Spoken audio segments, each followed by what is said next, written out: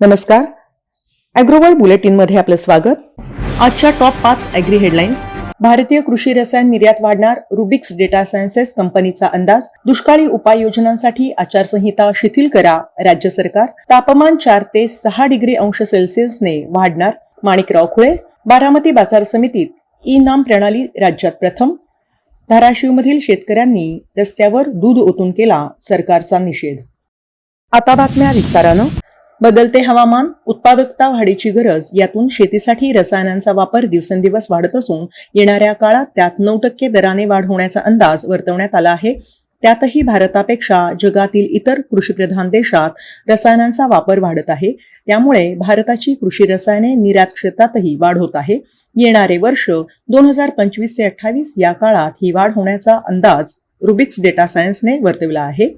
त्यानुसार देशातील कृषी रसायन उद्योगांचा आकार सध्या $10.3 अब्ज इतका असून आगामी काळात तो वाढत जाऊन आर्थिक वर्ष 2028 मध्ये तो $14.5 अब्ज इतका होऊ शकतो.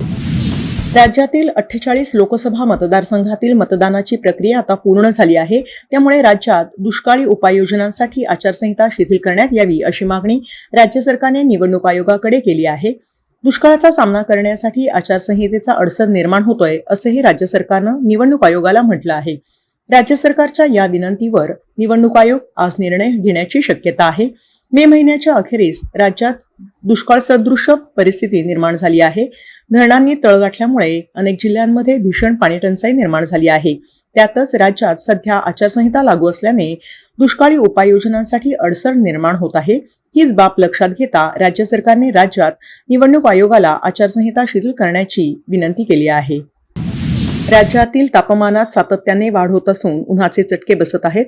संपूर्ण विदर्भ, मराठवाडा, नंदुरबार, धुळे, जळगाव, नाशिक, अहमदनगर अशा 24 जिल्ह्यात दुपारचे कमाल तापमान सरासरीपेक्षा 4 ते 6 डिग्री अंश सेल्सिअसने वाढणार असल्याची माहिती ज्येष्ठ हवामान तज्ज्ञ माणिकराव खुळे यांनी दिली.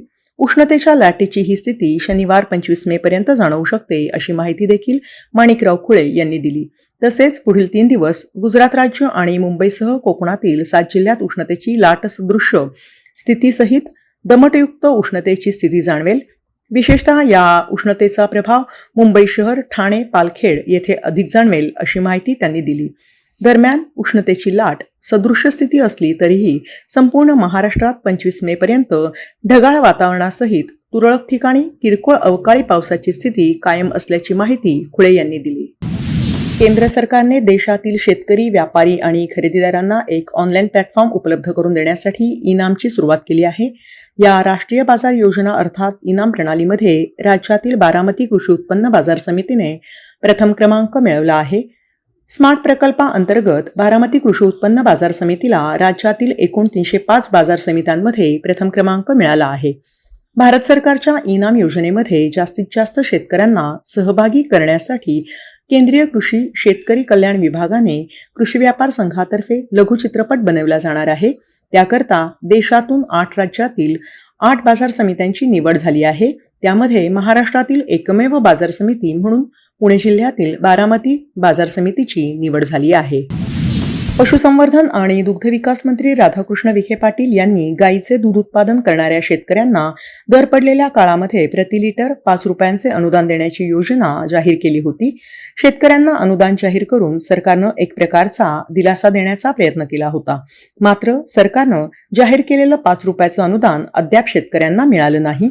यामुळे धाराशिवच्या जुनोनी गावातील दूध उत्पादकांनी अनुदान मिळाले नसल्याने आक्रमक पवित्रा घेतलाय. शेतकऱ्यांनी जुनोनी गावातील दूध डेअरीसमोरच दूध ओतून निषेध व्यक्त केला आहे. दूध डेअरी चालकाने दूध उत्पादक शेतकऱ्यांची माहिती, कागदपत्रे शासनाला कळवली नसल्याने अनुदान मिळाला नसल्याचा आरोप यावेळी शेतकऱ्यांनी केला आहे. शेकडो शेतकरी प्रति लिटर 5 रुपये शासकीय अनुदानापासून वंचित असून शेतकऱ्यांना अनुदान कधी मिळणार असा सवाल देखील शेतकऱ्यांनी उपस्थित केला आहे. आपणास हे बुलेटिन कसं वाटलं ते कमेंट्समध्ये जरूर कळवा. या व्हिडिओला लाईक करा, शेअर करा आणि अशाच अपडेट्ससाठी ॲग्रोवर्ल्ड चॅनलला सबस्क्राईब करा.